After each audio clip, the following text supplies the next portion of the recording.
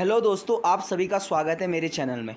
दोस्तों, आज का लेक्चर रहने वाला है class 12 Uttarakhand board chemistry inorganic chemistry D और एफ ब्लॉक के तत्व चैप्टर 4 लेक्चर 1।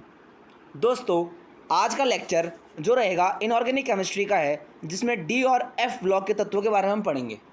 दोस्तों, चैप्टर आपका 4 है, लेक्चर 1 रहेगा। दोस्तों, आज हम इनऑर्गेनिक केमिस्ट्री की शुरुआत कर रहे हैं। दोस्तों, इनऑर्गेनिक केमिस्ट्री केमिस्ट्री का एक ऐसी शाखा है, केमिस्ट्री की एक ऐसी शाखा है जहां हम अकार्बनिक यानी कार्बन को छोड़कर अकार्बनिक रसायन को पढ़ते हैं। मतलब यहाँ टोटल आपको थ्योरी दिखेगी, थ्योरी बेस्ड क्वेश्चन दिखेंगे और इससे बाहर कुछ नहीं दिखेगा। बस थ्योरी का ही मामला है दोस्तों इनऑर्गेनिक केमिस्ट्री में। और दोस्तों, उत्तराखंड बोर्ड सिलेबस केमिस्ट्री 2 ही चैप्टर आपके इनऑर्गेनिक में छोड़े गए हैं, जिसमें डी और एफ ब्लॉक के तत्व और दूसरा है दोस्तों उप सह संयोजन यौगिक।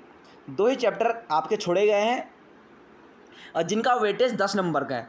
दोस्तों, 2 चैप्टर छोड़े गए हैं जिनका वेटेज 10 मार्क्स का है। 10 मार्क्स का वेटेज है दोस्तों दो चैप्टरों का। तो दोस्तों, आपको इनऑर्गेनिक केमिस्ट्री का बेसिक से समझना है, जैसे मैं बताऊंगा वैसे ही पढ़ना है। आप बोर्ड में एक अच्छा स्कोर कर पाएंगे। दोस्तों, अगर आप चैनल पर नए हो तो चैनल को सब्सक्राइब कर दीजिए। दोस्तों, वीडियो को लाइक कर दीजिए और ज़्यादा से ज़्यादा इसको शेयर कीजिए अपने फ्रेंड्स ग्रुप में, व्हाट्सएप ग्रुप में, फेसबुक ग्रुप में। ज़्यादा से ज़्यादा बोर्ड्स वाले स्टूडेंट को शेयर कीजिए। दोस्तों, हर एक बच्चे के पास मदद जानी चाहिए। हम हमारे द्वारा आपसे निवेदन रहेगा कि आप इस कार्य को पहुंचाने में प्रयास करेंगे हमारे साथ। दोस्तों, आपने प्रयास करना है कि वीडियो हर बच्चे तक पहुंचे, हर गांव तक पहुंचे, हर एक बच्चे के पास पहुंचे जो शिक्षा को प्राप्त करना चाहता है। दोस्तों, आपने हमारी मदद करनी है। लेक्चर हम स्टार्ट कर रहे हैं दोस्तों। Class 12 Uttarakhand board inorganic chemistry D और एफ ब्लॉक के तत्व। दोस्तों, बहुत ही आसान चैप्टर है, थ्योरी बेस्ड चैप्टर है। आपको जितना बताऊंगा उतना पढ़ लेना है। और उससे पहले आपको दिखा देता हूँ मैं आवर्त सारणी। दोस्तों, आवर्त सारणी का बहुत ज़्यादा इम्पोर्टेंस है यहाँ पर डी और एफ ब्लॉक के तत्व में। इनऑर्गेनिक का मतलब ही आवर्त सारणी से जुड़ा होता है। तो चलिए आपको पहले दिखाता हूँ मैं आवर्त सारणी, उसके बाद बात करते हैं हम चैप्टर की। तो चलिए हम चलते हैं आवर्त सारणी में। पहले दोस्तों, हम बात करेंगे आवर्त सारणी की। दोस्तों, ये मॉडर्न आवर्त सारणी है, मॉडर्न आवर्त सारणी। दोस्तों, आप सभी को ज्ञात होगा कि आपने कक्षा 11 में चैप्टर पढ़ा होगा जिसमें आवर्त सारणी की बातें होती हैं। वाला चैप्टर आपने पढ़ा होगा, 10th में भी पढ़ा होगा, 11th में भी पढ़ा होगा। दोस्तों, आपको पता है कि आवर्त सारणी में 4 ग्रुप हैं। 4 ग्रुप हैं दोस्तों। वो कौन कौन से हैं दोस्तों? एस, पी, डी और F. S, P, D, F. दोस्तों, 4 ग्रुप हैं आवर्त सारणी में, एस, पी, डी, एफ। दोस्तों, हमको एस ग्रुप पढ़ना नहीं है, पी ग्रुप पढ़ना नहीं है, हमको पढ़ना है D and F group. D and F group हमको पढ़ना है। दोस्तों, जो बच्चा मेरी कहे हुई बातें और आवर्त सारणी को समझ लेता है तो उसके लिए चैप्टर बहुत ही ज़्यादा आसान हो जाएगा। चलिए देखते हैं। दोस्तों, एस, पी, डी, एफ हमको पढ़ना है डी एंड एफ ग्रुप। दोस्तों, वर्ग में या आवर्त सारणी में वर्ग 3 से 3rd से यहाँ 12 तक ग्रुप होता है डी ग्रुप। ये दोस्तों ग्रुप है डी।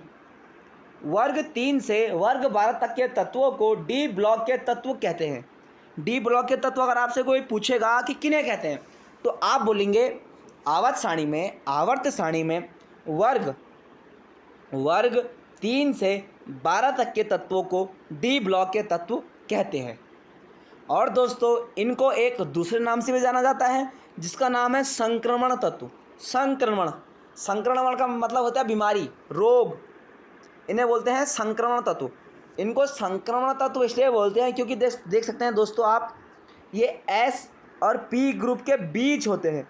ये एस और पी ग्रुप के बीच होते हैं, इसलिए इन्हें संक्रमण तत्व कहते हैं। अगर आपसे कोई पूछेगा कि डी ब्लॉक के तत्वों को संक्रमण तत्व क्यों कहते हैं, तो आप कहेंगे एस आवर्त सारणी में डी ब्लॉक के तत्व एस तथा पी ग्रुप के मध्य होते हैं।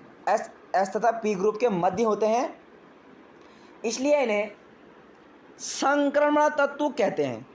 तो आप मेरी बातें समझ गए होंगे। इसमें हमको पढ़ना है डी ब्लॉक के बारे में पढ़ना है। इसको 3, 4, 5, 6, 7, 8, 9, 10, 11, 12, 13 वर्ग 13 तक हमने इसे पढ़ना है। ठीक है दोस्तों, वर्ग 13 तक हमने इसको पढ़ना है। और एफ डी ब्लॉक का ही हिस्सा है। एफ ब्लॉक के तत्व क्या हैं? डी ब्लॉक के ही हिस्से हैं।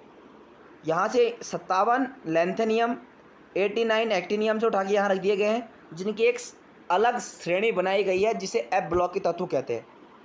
आगे देखेंगे हम, डेफिनेशन सब देखने वाले हैं। चलिए आप चलते हैं एनसीईआरटी बुक पर।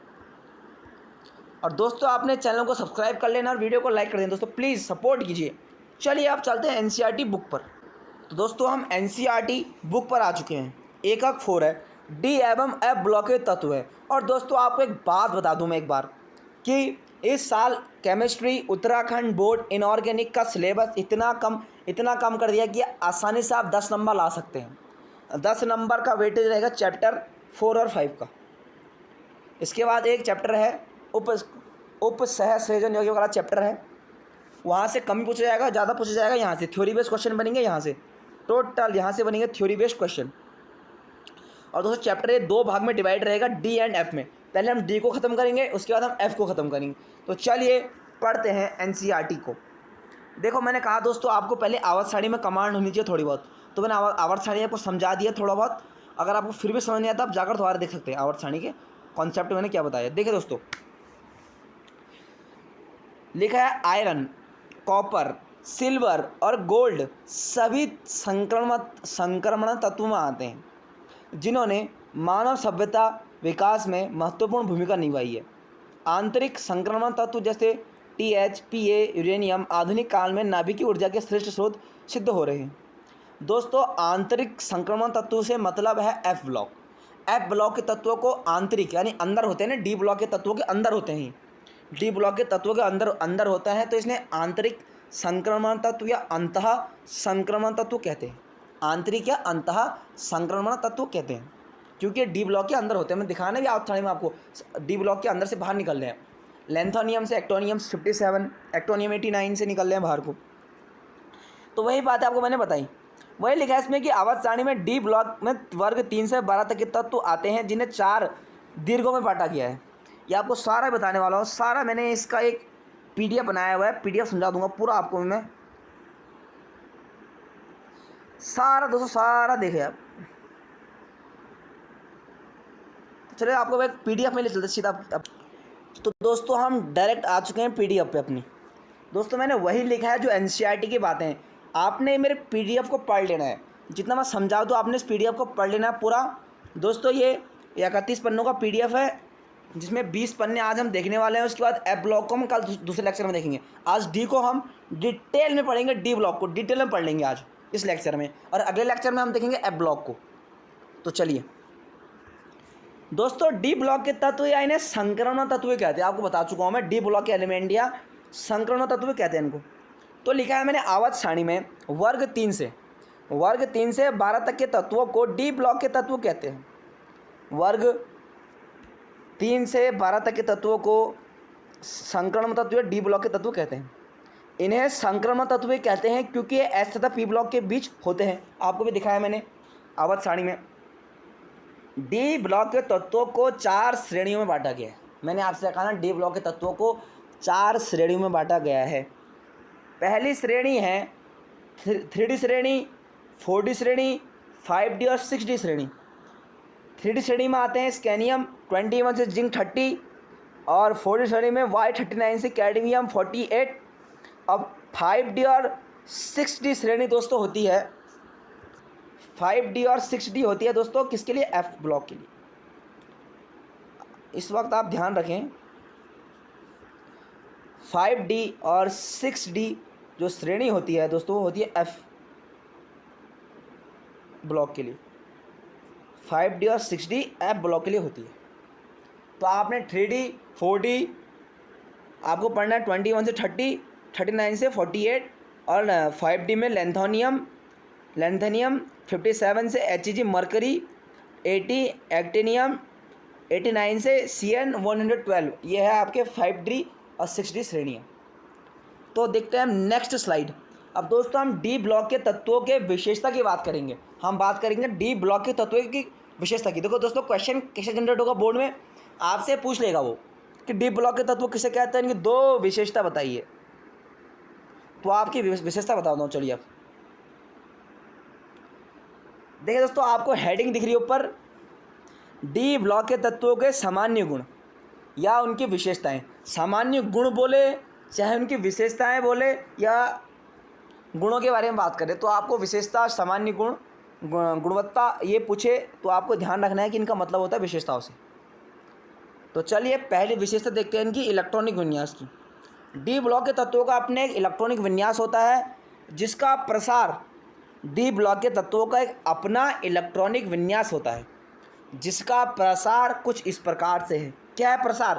n-1 इंटू डी की घात 1 से 10 ns 1-2। अब काफ़ी बच्चों को ये भी कन्फ्यूजन होगी कि n-1 लिखा d 1 की घात 10 ना, 1-10 1-10 ns 1-2।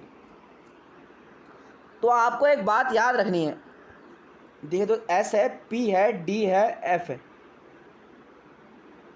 दोस्तों s में होते हैं 2, p में होते हैं दोस्तों 6 डब्बे, और इसमें होते हैं दोस्तों 10, 5 और f में होते हैं 14।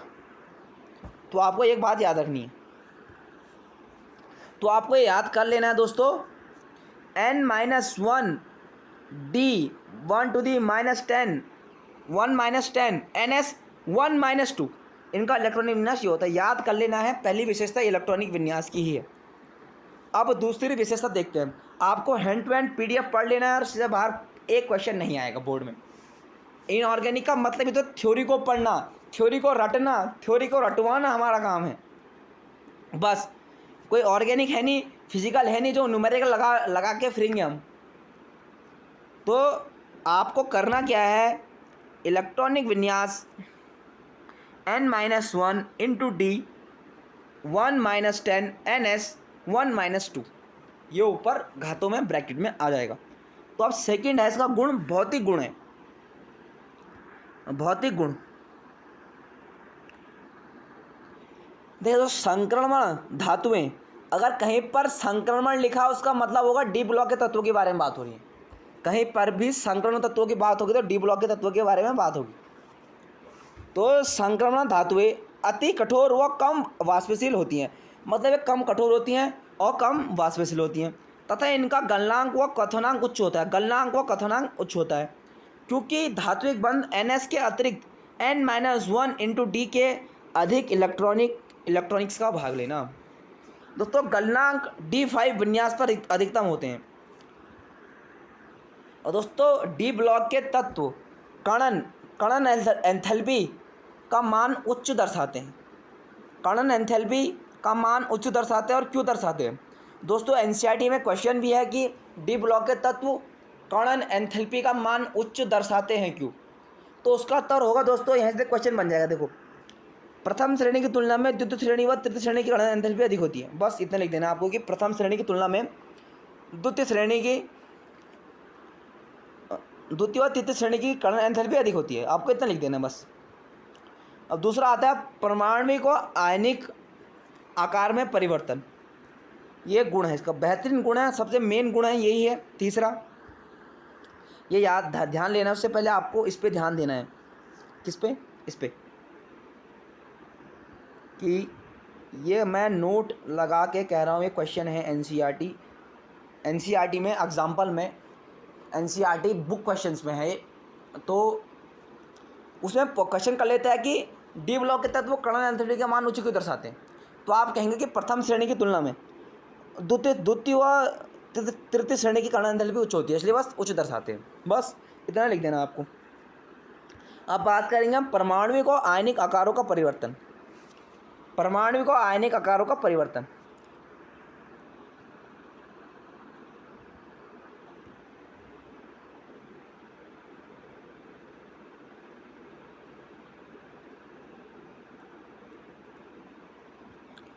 तो दोस्तों देखते हैं, किसी श्रेणी मतलब कोई श्रेणी है, श्रेणी आ रही है, डी ब्लॉक की श्रेणी आ रही है, नीचे को आ रही है।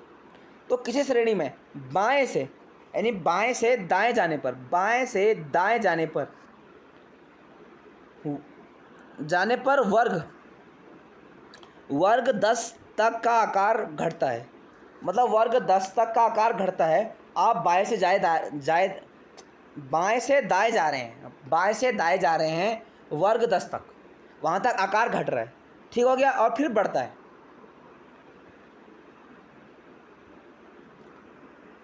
क्योंकि वर्ग 10 वर्ग तक प्रभावी नाभिकीय आवेश n-1 into D E electron के प्रशिक्षण आवेश प्रभाव पर हावी रहता है, परंतु 10वें वर्ग के बाद n-1 इंटू डी इलेक्ट्रॉन का प्रशिक्षण प्रभाव प्रभावी नाभिक से आवेश पर भारी लगता है। दोस्तों, इनऑर्गेनिक की भाषा ऐसी होती है, किसी को समझ नहीं आती, लेकिन पढ़ना पड़ता है, समझना पड़ता है, जानना पड़ता है। तो आप इसे देख लेना एक बार, ऊपर ही ऊपर से पूछा तो नहीं जाएगा, लेकिन इम्पोर्टेंट है। अब एक विशेषता आती है आयनन एंथैल्पी। तो एस डी ब्लॉक के तत्वों की आयनन एंथैल्पी, इनकी आयनन ऊर्जा, एंथैल्पी का मतलब होता है दोस्तों एनर्जी, एंथैल्पी का मतलब होता है एनर्जी, तो इनकी आयनन ऊर्जा एस और पी ब्लॉक के तत्वों के मध्य होती है, एस तथा पी ब्लॉक के तत्वों के मध्य होती है। और नोट करके आपको एक बात याद रखनी है, हमारी नोट करके एक बात याद रखनी है, जिंक, कैडमियम, मरकरी की आयनन ऊर्जा अपसामान्य रूप से अधिक होती है, इनका एस उपकोष अधिक स्थायी होता है, इसलिए आपको ये बात याद रखनी है हमारी। अब देखते हैं दोस्तों ऑक्सीकरण अवस्था से पहले कुछ है दोस्तों, विशेषता पूछ लेता है। दोस्तों आपने कौन कौन सी विशेषता लिख देनी है, इलेक्ट्रॉनिक विन्यास वाली विशेषता लिख देंगे आप, उसके बाद भौतिक अवस्था के बारे में लिख देंगे, क्योंकि क्यों एक कर्ण एंथैल्पी के मान उच्च क्यों दर्शाते हैं वो लिख देंगे आप, उसके बाद आयनन एंथैल्पी के बारे में लिख जाएंगे। 3 विशेषता हो गई। अब देखते हैं इंपॉर्टेंट है कि विशेषता और दोस्तों, अब एक विशेषता है, ये तो देख लेते हैं हम, चलिए देखते हैं। ये है चुंबकीय गुण। डी ब्लॉक के तत्व चुंबकीय गुण दिखाते हैं।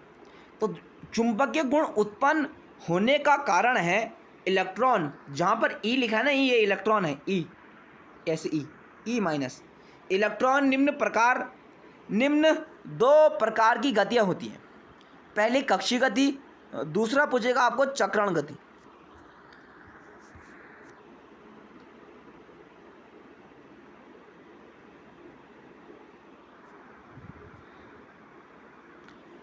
दोस्तों 2 प्रकार का चुंबकीय गुण प्रदर्शित करता है, कक्षीय गति और चक्रण गति। और दोस्तों एक न्यूमेरिकल बेस फॉर्मूला, एक बस, संक्रमण धातुओं का चुंबकीय आघूर्ण निम्न सूत्र से ज्ञात करते हैं। संक्रमण धातुओं का चुंबकीय आघूर्ण निम्न सूत्र से ज्ञात करते हैं। आपको दे देगा, जैसे मैंने दे दिया सोडियम 11, ठीक है, मैंने कहा इससे कि भैया मुझे सोडियम 11 का चुंबकीय आघूर्ण निकाल के दिखाओ। तो इसका सूत्र क्या हो जाएगा, mu equals to root n plus n plus two bracket में, बस n जहाँ अयुग्मित इलेक्ट्रॉन है, अब वो करके दिखाते हैं। चलिए, मैंने कहा सोडियम 11, 2, 8, 1, अयुग्मित कितना इलेक्ट्रॉन, बाहरी कक्षा में कितने इलेक्ट्रॉन है, 1, तो अयुग्मित हो गया 1। तो इसका क्या हो जाएगा, देखो n की n 1 प्लस 1 प्लस 2, तो कितना हो गया, ये हो गया 3 प्लस 1 इक्वल टू 4। तो इसकी चुंबकीय आघूर्ण कितना आ गया, 4। अयुग्मित मतलब अंतिम कोश में कितने इलेक्ट्रॉन है, अयुग्मित जिनका युग्मी नहीं बन रहा, अयुग्मित है। और दोस्तों चुंबकीय आघूर्ण का रसायन विज्ञान के अनुसार, चुंबकीय आघूर्ण का रसायन विज्ञान का जो मात्रक होता है बीएम यानी बोर मैग्नेटान, या पूछ लेता है एक नंबर में बोर मैग्नेटान किसे कहते हैं, तो आप कहेंगे चुंबकीय आघूर्ण के मात्रक को बोर मैग्नेटान कहते हैं। क्या बीएम को कहते हैं बोर मैग्नेटान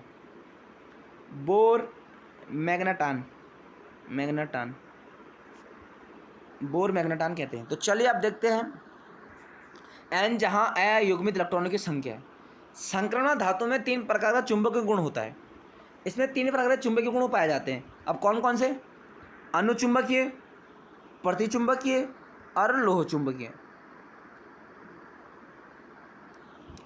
तो 3 प्रकार के गुण होते हैं। तो दोस्तों, चुंबकीय क्षेत्र की ओर आकर्षित ना होना और अयुग्मित इलेक्ट्रॉन का होना कहलाता है अनुचुंबकीय। क्या दोस्तों?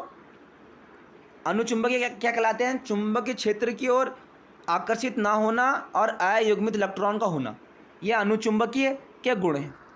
और दोस्तों, प्रतिचुंबकीय क्या होता है? चुंबकीय क्षेत्र के विपरीत यानी प्रतिकर्षित होते हैं। चुंबकीय क्षेत्र के विपरीत उल्टा प्रतिकर्षित भागते हैं और इलेक्ट्रॉन युग्मित होते हैं।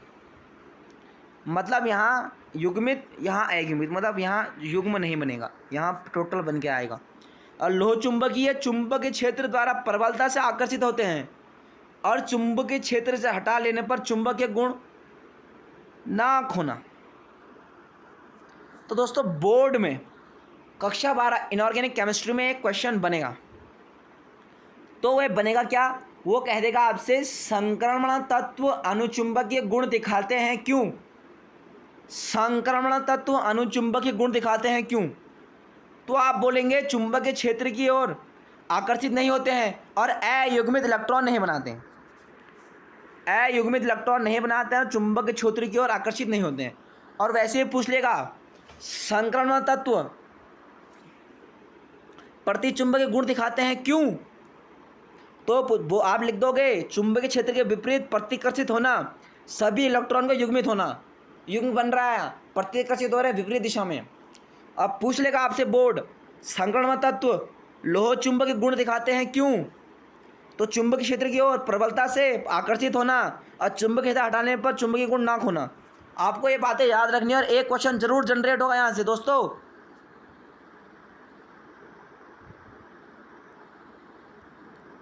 एक क्वेश्चन जरूर जनरेट होगा दोस्तों, देख लेना, मैं बता चुका हूँ आपको।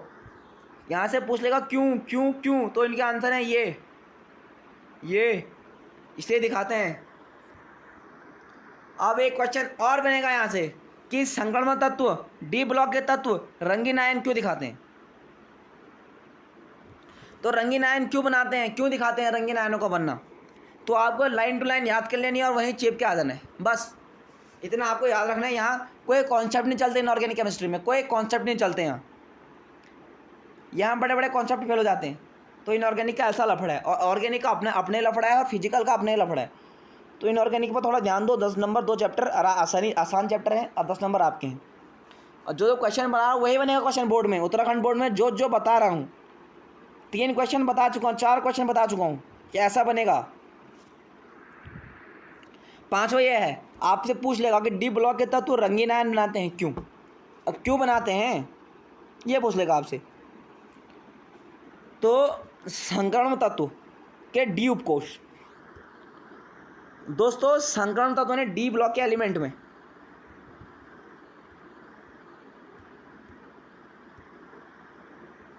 दोस्तों डी ब्लॉक के एलिमेंट है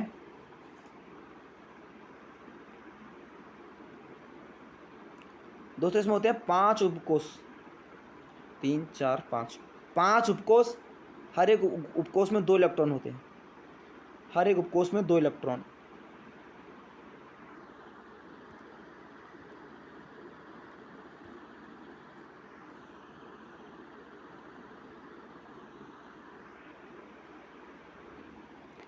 दोस्तों ऐसे रहता है डी ब्लॉक के तत्वों का। तो डी ब्लॉक के तत्वों के डी उपकोष यानी जो उपकोष है ना,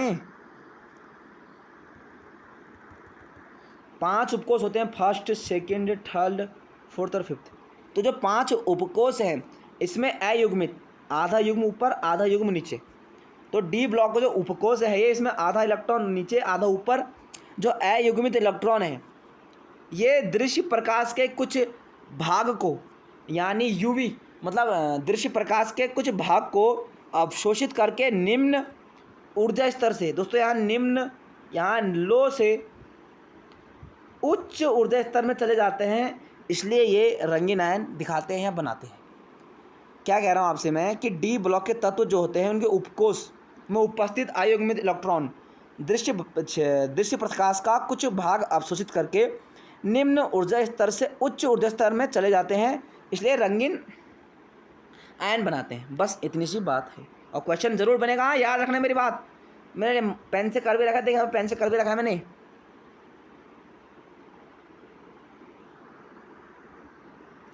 और दोस्तों ये संकुल यौगिक, उत्प्रेरक गुण, उसके बाद अंतराकाशी यौगिक का बनना, ये तीनों मोस्ट इंपॉर्टेंट है। यहाँ से भी क्वेश्चन बनेगा। क्या क्वेश्चन बन सकता है? बनेगा बोर्ड में कि डी ब्लॉक के तत्व संकुल यौगिक क्यों बनाते हैं, क्यों बनाते हैं। ये पूछ लेगा डी ब्लॉक के तत्व उत्प्रेरक गुण क्यों दिखाते हैं। ये पूछ लेगा बोर्ड कि डी ब्लॉक के तत्व अंतराकाशी यौगिक क्यों बनाते हैं। बोर्ड तो कुछ भी पूछ सकता है, हमको रेडी रहना है। बोर्ड तो हमसे कुछ भी कर सकता है भैया।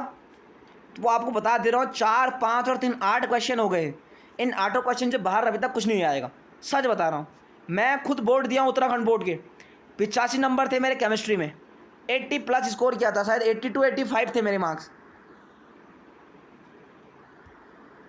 दोस्तों 82 या 85 मार्क्स थे मेरे।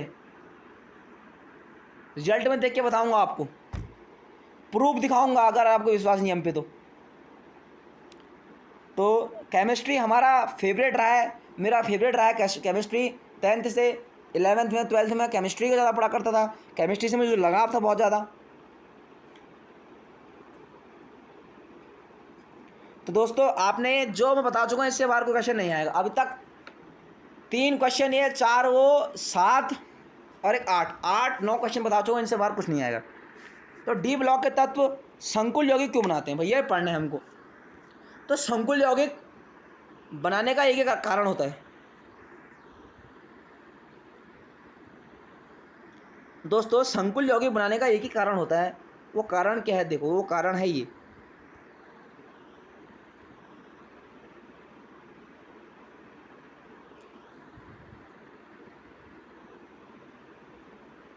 कारण है ये।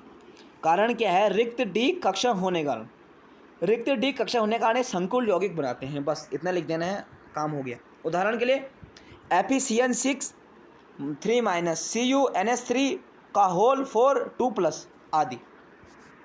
अगला है कि डी ब्लॉक के तत्व उत्प्रेरक के गुण क्यों दिखाते हैं, मतलब उत्प्रेरक जैसा कार्य क्यों करते हैं। तो आपको लिखने से परिवर्ती संयोजकता व ऑक्सीकरण संख्या, परिवर्ती संयोजकता व ऑक्सीकरण संख्या। दोस्तों ये अ100 है ऑक्सीकरण संख्या, तथा रिक्त डी कक्षों की उपलब्धता के कारण ये उत्प्रेरक कार्य करते हैं। मतलब लगातार इनकी संयोजकता बदलती है डी ब्लॉक के तत्वों की, और इनकी ऑक्सीकरण संख्या तथा डी कक्षा खाली होने के कारण ये उत्प्रेरक का कार्य करते हैं। दोस्तों गले में दर्द हो चुका है, इतना चिल्ला चुका हूँ मैं, तब से पढ़ाने में इतना जोश निकाल चुका हूँ। तो आपने चैनल को सब्सक्राइब कर लेना है, वीडियो को लाइक कर देनी है, और ज़्यादा से ज़्यादा, बहुत ज़्यादा उसको शेयर कीजिए अपने व्हाट्सएप ग्रुप में, फेसबुक में, कहीं पर भी। हर बोर्ड के स्टूडेंट हमारी वीडियो जानी चाहिए, आपको बोर्ड में अच्छा स्कोर कराएंगे हम। चलिए दोस्तों, उदाहरण के लिए FE PT PD NI ETC। दोस्तों आप अगर NCERT को डायरेक्ट पढ़ने जाएंगे तो आपको कुछ नहीं समझ आएगा इनऑर्गेनिक में, तो जितना मैं बता रहा हूँ उतना पढ़ लो।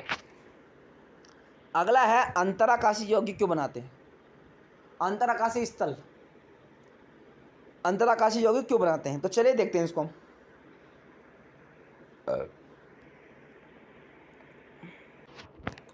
तो संक्रमण धातुओं के अंतराकाश में छोटे परमाणु जैसे hydrogen, boron, copper, hydrogen, boron, carbon, nitrogen आदि उपस्थित होने के कारण अंतराकाशी यौगिक बनाते हैं। दोस्तों कितनी सिंपल लैंग्वेज में लिखा है हमने कि संक्रमण धातुओं के अंतराकाश में छोटे परमाणु जैसे हाइड्रोजन, बोरॉन, कार्बन, नाइट्रोजन आदि उपस्थित होते हैं, जिस कारण ये अंतराकाशी यौगिक बनाते हैं। उदाहरण के लिए Fe और नाइट्रोजन। तो देखते हैं अगली स्लाइड क्या है। दोस्तों आपको इलेक्ट्रॉनिक विन्यास निकालने के लिए आपबाहु नियम आना चाहिए। तो आपबाहु नियम अगर नहीं आता तो आपको सीख लेना है। और वैसे तो यहाँ दूसरा नियम लगता है इस वाले इलेक्ट्रॉनिक विन्यास निकालने में। यहाँ आपसे पूछेगा इलेक्ट्रॉनिक विन्यास कैसे पूछेगा, Cu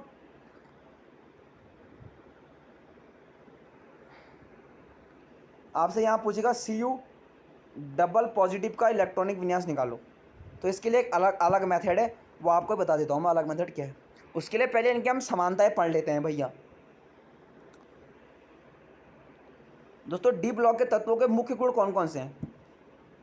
इनके गलनांक शुद्ध धातुओं से उच्च होते हैं, ये बहुत अधिक कठोर होते हैं, रासायनिक रूप से निष्कर्षीय होते हैं, धात्विक चालकता प्रदर्शित करते हैं। आपको चारों याद कर लेने हैं। उसके बाद आप देखते हैं हम Cu2 positive, Cu2 positive electronic विन्यास निकालना सीखते हैं। चलिए अब देखिए, आपको स्क्रीन में कुछ दिख रहा होगा, हीलियम, नियॉन, आर्गन, क्रिप्टॉन, जेडॉन, रेडॉन। ये दोस्तों वर्ग 18 है।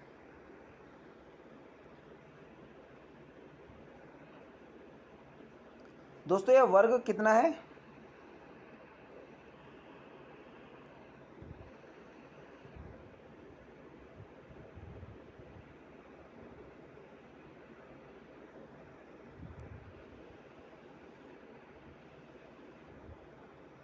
दोस्तों ये वर्ग 18 है, वर्ग 18 है दोस्तों। ये आपको ये याद कर लेना स्पेशली, आपको इतना मदद करेगा ना ये नियम, ये आसान विधि इलेक्ट्रॉनिक विन्यास निकालने में।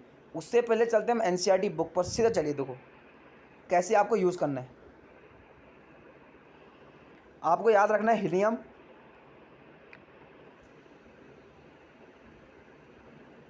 आपको याद रखना है हीलियम, नियॉन, आर्गन, क्रिप्टॉन, जेडॉन, रेडॉन। 1s2 पहला दोस्तों हीलियम रहेगा, हीलियम 2, हीलियम 2। आपको याद रखना है 2, आपको याद रखने 2, 10, 18, 36, 54, 86। क्या 2, 10, 18, 36, 54, 86। और आपको याद रखना हीलियम 1s2, बाकी सब पी में रहेंगे। 1s2 P, 2p6, 3p6, 4p6, 5p6 और 6p6। खाली फर्स्ट हीलियम रहेगा 1s2 में, बाकी सब 2p6, 3p6, 4p6, 5p6, 7, 6p6। और 2, 10, 18, 36, 54, 86 ये आपको याद कर लेना दोस्तों। स्पेशली बता रहा हूँ, आपको बहुत मदद करेगा दोस्तों। एनसीईआरटी में चलते हैं, बुक में हम क्वेश्चन लेते हैं, बताता हूँ आपको, फिर क्लियर होगा कि कैसे आपको ये नियम लगाना है, फॉलो करना है। चलिए तो दोस्तों एनसीईआरटी अभ्यास में आ चुका हूँ और क्वेश्चन देखिए दोस्तों। क्वेश्चन पूछ रहा है आपसे, निम्न के इलेक्ट्रॉनिक विन्यास लिखिए।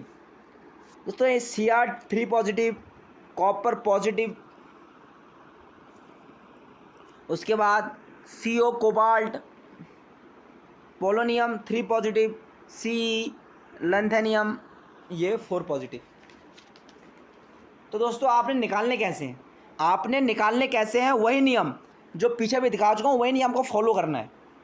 समझो मेरी बात को, समझो मेरी बात को। आपको पहले आपभाव नियम सीखना है, उसके बाद आपको ये ट्रिक फॉलो करनी है, हीलियम, नियॉन, आर्गन वाली। तो दोस्तों देखिए क्रोमियम को होता है 24, क्रोमियम का है परमाणु क्रमांक 24। अगर 3 पॉजिटिव,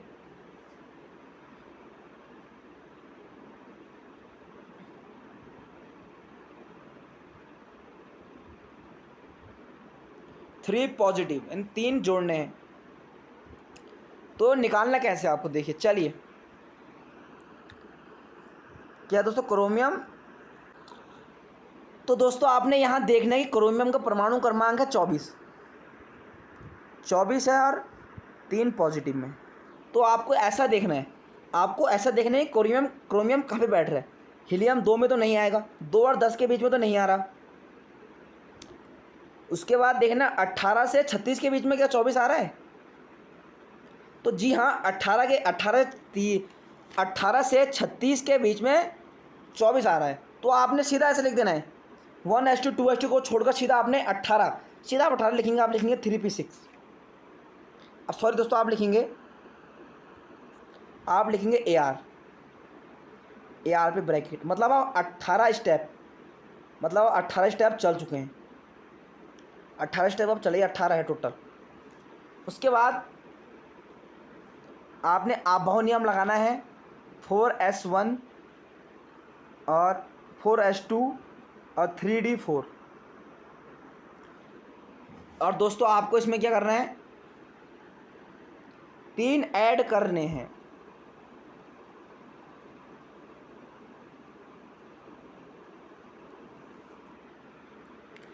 तो दोस्तों S ब्लॉक से छोटा होता तो ये दान करेगा, ये दो यहाँ से निकल गए और एक यहाँ से निकल जाएगा। तो क्या हो जाएगा दोस्तों, AR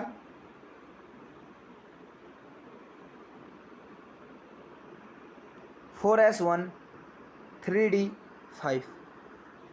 दोस्तों आप कह रहे होंगे 4s2 से 3d4 से 3d5 हो गया। दोस्तों एस ब्लॉक में, एस उपकोष में 2 इलेक्ट्रॉन आ सकते हैं, डी में आ सकते हैं, डी में 10 आ सकते हैं, और वो 5 में भी स्थायी रहेगा और खाली में भी स्थायी रहेगा, मतलब 0, 5, 10 में भी खाली स्थायी रहेगा। तो यहाँ से 2 में से 1 इलेक्ट्रॉन चले गया 4 के पास, ये स्टेबल हो गया डी। अब यहाँ 3 इलेक्ट्रॉन कम कर दो सीधा, AR में से 3 इलेक्ट्रॉन कम कर दो, तो सीधा 2 इलेक्ट्रॉन यहाँ से कम हो गए, एस ने कम कर दिया, तो क्या लिख जाएंगे हम AR 3d3। काफ़ी बच्चों को समझ नहीं आया होगा, और समझ नहीं आने के कारण होता है कि थोड़ी घिचपिच हो गई है। तो आपको मैं स्पेशल वीडियो यहाँ प्रोवाइड कर दूंगा, अगले लेक्चर में स्पेशल वीडियो इसकी प्रोवाइड कर दूंगा, इसको ये समझेंगे उसमें हम। तो अब देखते हैं नेक्स्ट स्लाइड में क्या है। दोस्तों नेक्स्ट स्लाइड में है पोटेशियम डाइक्रोमाइड को बनाने की विधि। दोस्तों ये भी एक अलग से टॉपिक रहेगा।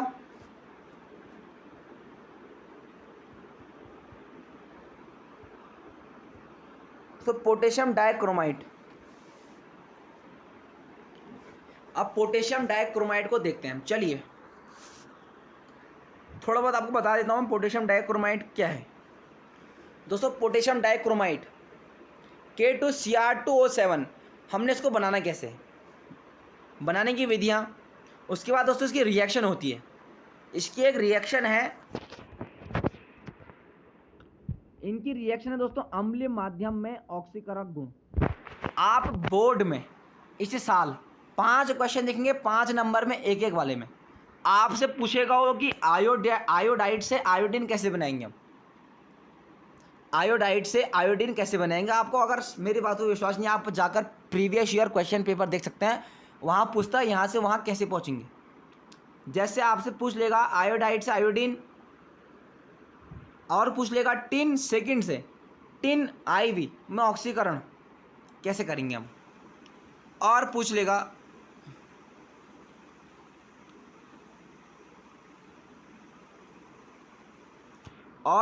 आपसे सल्फाइड से सल्फर में ऑक्सीकरण कैसे करेंगे। दोस्तों आपने एक सूत्र याद करना है अम्लीय माध्यम के लिए। आपको आज का मैं एक दे देता हूँ कंटेंट, याद करना है आपने, ये याद करना है आज का एक सूत्र याद करना है आपने, अम्लीय माध्यम में ऑक्सीकारक गुण। अम्लीय माध्यम में ऑक्सीकारक गुण मोस्ट इम्पॉर्टेंट है मेरे भाइयों, मेरे भाई बहनों, मेरे दोस्तों।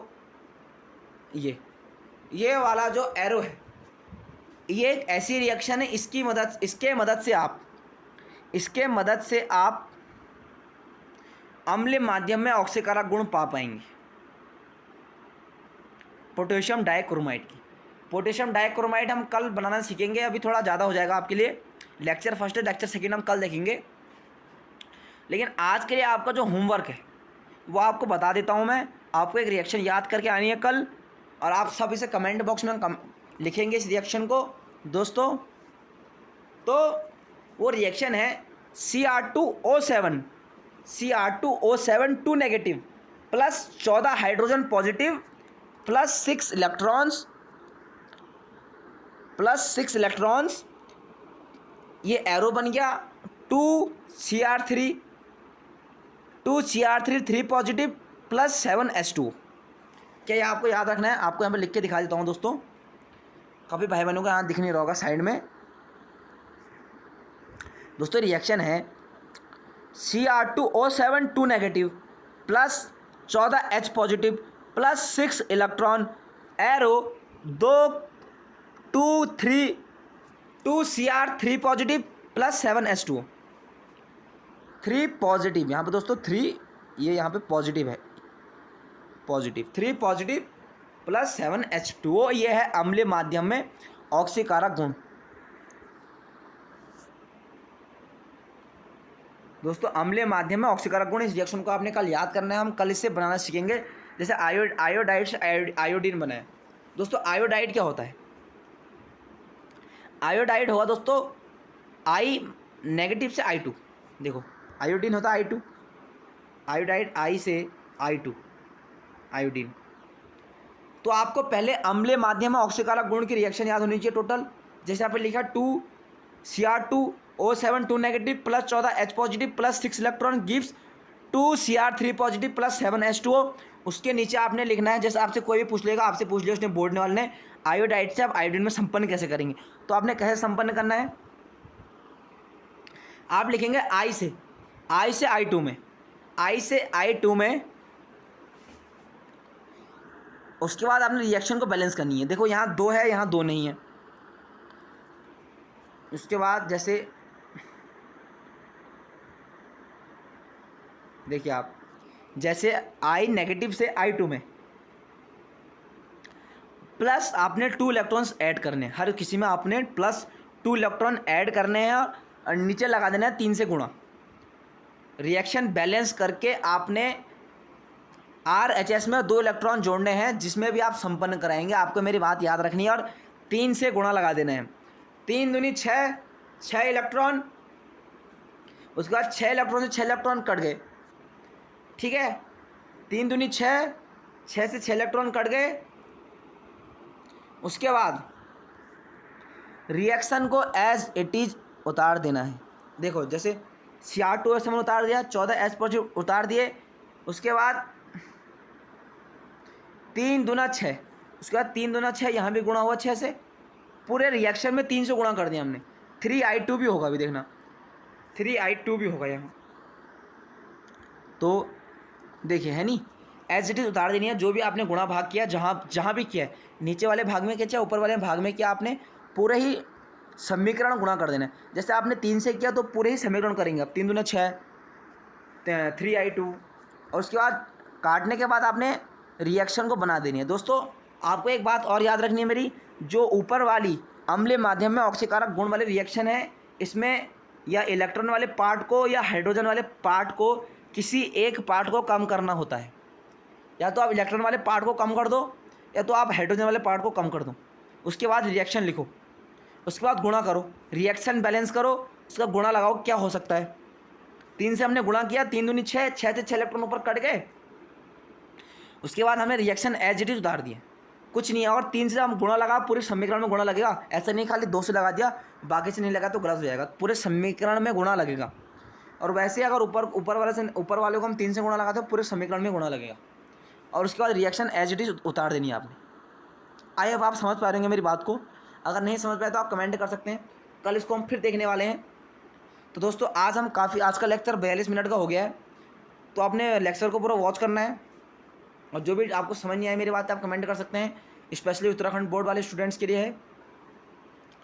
तो दोस्तों आज समाप्ति की ओर हम वीडियो लेक्चर को, आप कल दूसरा लेक्चर आने वाला है दोस्तों। काफ़ी आपका भी काफ़ी है, पोटेशियम उपयोग है इसके, पर मैग्नेट है, उसके बाद KMnO4 है, उसके बाद F ब्लॉक के एलिमेंट्स है। D ब्लॉक तो ख़त्म कर चुके हैं, आपको रिवीजन कर लेना है, जितना बता चुका हूँ मैं आपको।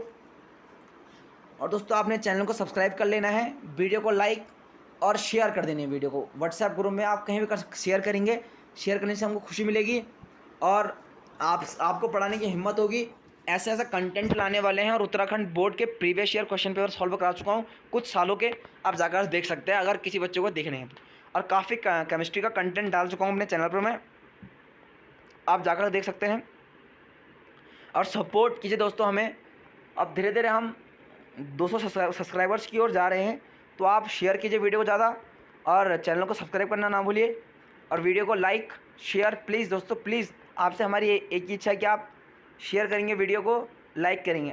हम आपसे कोई पैसा रुपया नहीं लेते, हम आपसे एक ही उम्मीद रखते हैं कि आप चैनल को सब्सक्राइब करके जाएंगे, वीडियो को लाइक करके जाएंगे, और हमको खुशी मिलती है इसी बात की। तो दोस्तों आप प्लीज़ लाइक एंड सब्सक्राइब कर दीजिए। धन्यवाद दोस्तों। आज की वीडियो यहीं पर हम समाप्त करते हैं, लेक्चर 1 कंप्लीट करते हैं। कल इसी उम्मीद के साथ आएंगे, इसी जोश के साथ आएंगे, आपको पढ़ाएंगे, अच्छे से पढ़ाएंगे। अगर कोई बात समझ नहीं आती तो मेरे पे रखिए भरोसा, कल वह बात आपको फिर समझा दूंगा मैं। और दोस्तों इनऑर्गेनिक केमिस्ट्री में तो बस रटना ही होता है दोस्तों, रटने के अलावा कोई ज़्यादा इसमें काम है नहीं। तो जितना आज बताया उतना आप पढ़ लीजिए दोस्तों। ये आप स्क्रीनशॉट ले सकते हैं, वरना आपको मैं अपने डिस्क्रिप्शन बॉक्स में आपको अपने टेलीग्राम चैनल का लिंक दे दूंगा, आप जाकर ज्वाइन करेंगे तो काफ़ी खुशी होगी हमको भी। वहाँ आपको मैं सारा कंटेंट दे दूंगा केमिस्ट्री से रिलेटिव, तो आप जाकर आप चैनल को ज्वाइन कर सकते हैं टेलीग्राम पर। दोस्तों आप ज्वाइन करें चैनल को, चैनल को सब्सक्राइब भी कर दीजिए, जाकर आप टेलीग्राम के चैनल को सब्सक्राइब कीजिए दोस्तों। धन्यवाद और गुड नाइट, शुभ रात्रि। अच्छे से पढ़िए, जोश से रहिए, मस्त रहिए और ज़िंदगी खुशहाल जिए। अभी टेंशन नहीं लेनी है, मन लगा के पढ़िए, अच्छा स्कोर कीजिए, अच्छी नौकरी कीजिए। और हमको भी बताना कैसा है आपका रूटीन कैसा है डेली। आप हमें अपनी जानकारी दीजिए, हम आपको अपनी जानकारी देंगे इस यूट्यूब के माध्यम से। तो धन्यवाद दोस्तों, यहाँ वीडियो हम ख़त्म करते हैं। लेक्चर 1 यहीं समाप्ति की ओर। कल हम इसी जोश के साथ, इसी उम्मीद के साथ ज़रूर लौटेंगे दोस्तों। और आज यहीं पर हम समाप्त करते हैं इस लेक्चर को। तो धन्यवाद दोस्तों और जय हिंद, जय भारत। कल मिलेंगे नए लेक्चर के साथ।